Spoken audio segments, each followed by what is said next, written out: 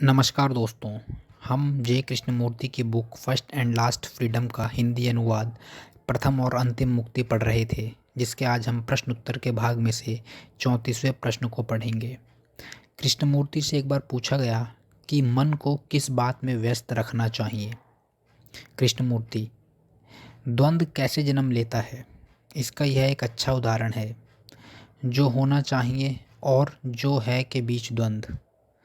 पहले हम जो होना चाहिए अर्थात जो आदर्श है उसे स्थापित करते हैं और तब उस प्रारूप के अनुसार जीने का प्रयत्न करते हैं।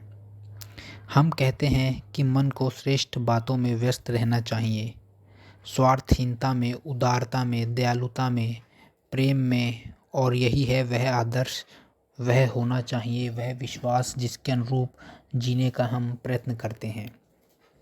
इस प्रकार द्वंद्व की शुरुआत होती है, जो होना चाहिए और जो है के बीच, और उस द्वंद्व के माध्यम से हम कायापलट की उम्मीदें करते हैं। जब तक हम चाहिए के लिए संघर्ष करते रहते हैं, हम महसूस करते हैं कि हम सदाचारी हैं, भले हैं, परंतु महत्वपूर्ण क्या है, जो होना चाहिए या जो है? हमारा मन किस चीज़ में व्यस्त रहता है? सैद्धांतिक रूप से नहीं, वास्तव में हमारा मन क्षुद्रताओं में व्यस्त रहता है ना? हमारा मन, हम दिखते कैसे हैं इस बात में, महत्वाकांक्षा में, लोभ में, ईर्ष्या में, गपशप में, क्रूरता में रत रहता है। मन क्षुद्रताओं के संसार में रहता है, और एक क्षुद्र मन जब कोई श्रेष्ठ आदर्श निर्मित कर रहा होता है, तब भी होता वह क्षुद्र मन ही है। प्रश्न यह नहीं है कि हम मन किसमें व्यस्त रहें, प्रश्न है कि क्षुद्रताओं से मन अपने को कैसे मुक्त करे। यदि हम सचेत हैं, यदि हमने थोड़ा भी अन्वेषण किया है, तो हम अपनी खास क्षुद्रताओं को जान ही जाते हैं। लगातार बातें करते रहना, मन की निरंतर बड़बड़, किसी न किसी प्रकार की चिंता या कौतूहल कि लोग क्या कर रहे हैं या क्या नहीं कर रहे हैं, किसी परिणाम को हासिल करने की कोशिश करते रहना, अपनी समृद्धि के लिए टोह लगाना, वगैरह वगैरह। इस सब में ही हम निरंतर लगे रहते हैं, और यह हमें भलीभांति मालूम है। क्या इसमें आमूल परिवर्तन लिए किया जा सकता है? समस्या यही है कि नहीं? अतः मन को किसमें व्यस्त रहना चाहिए, ऐसा पूछना केवल अपरिपक्वता है। मेरा मन क्षुद्र है और क्षुद्रताओं में उलझा रहता है। इस बात का भान होने पर क्या मन इस अवस्था से स्वयं को मुक्त कर सकता है? क्या मन स्वभाव से ही क्षुद्र नहीं है? स्मृति के परिणाम के अतिरिक्त मन और क्या है? किस बात की स्मृति? यही कि अस्तित्व कैसे बना रहे, केवल शारीरिक दृष्टि से ही नहीं वरन मानसिक दृष्टि से भी, कुछ योग्यताओं का, गुणों का विकास करके, अनुभवों को संग्रह करके, अपनी ही गतिविधि में स्वयं को दृढ़ करके। क्या यह क्षुद्रता नहीं है? मन स्मृति का, समय का परिणाम है, अतएव अपने आप में ही क्षुद्र है।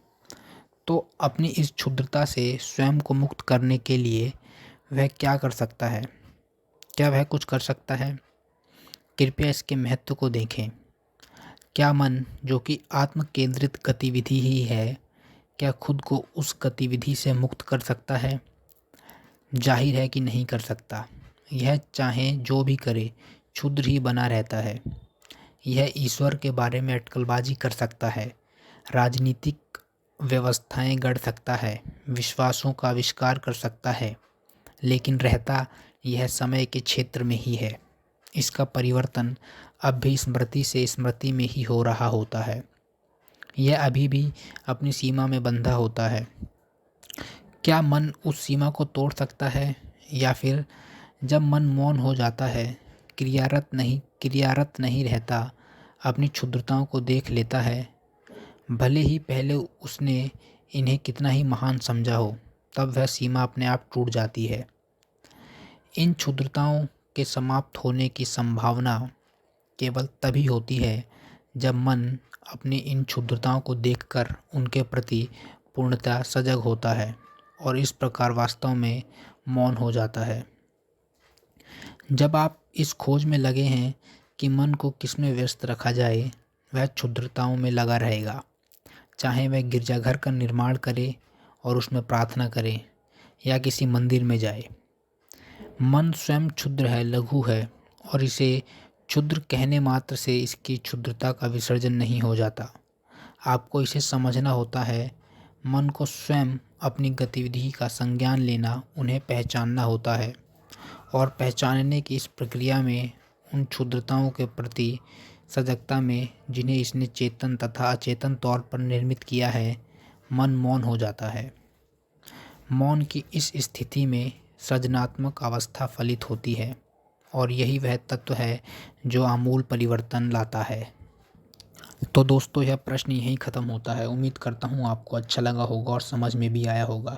अगर अच्छा लगा तो वीडियो को लाइक करें और चैनल को सब्सक्राइब करें। And finally, thank you for your valuable time.